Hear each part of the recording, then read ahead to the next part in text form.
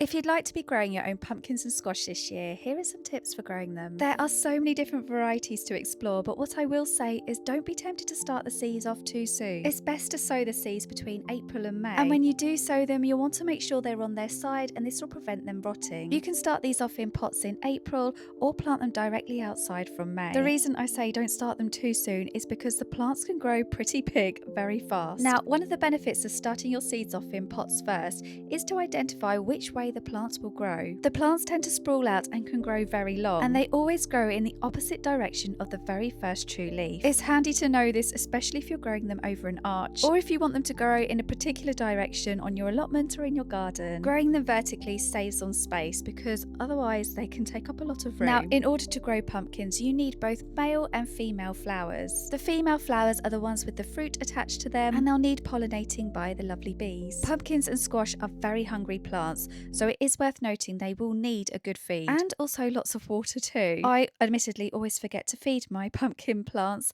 and I definitely think the baby boo squash suffer a bit more. It's worth looking at different pumpkin and squash varieties because there are some that taste better than others. Your typical orange pumpkins, I would say, are best for Halloween. They're a bit stringy, so they're not the best ones for eating. So when it comes to harvesting, definitely don't pick them up by the stems. It's a good idea to cut a T shape, and that's just going to help them store better. I always wait until the plants completely fade back, and yes, I do have a bit of a problem with bindweed. I really love growing pumpkins, and I'm always looking for new varieties to grow too. And this is a bit random, but I also really like knitting pumpkins as well. But anyway, if you've got the room, I definitely recommend growing them.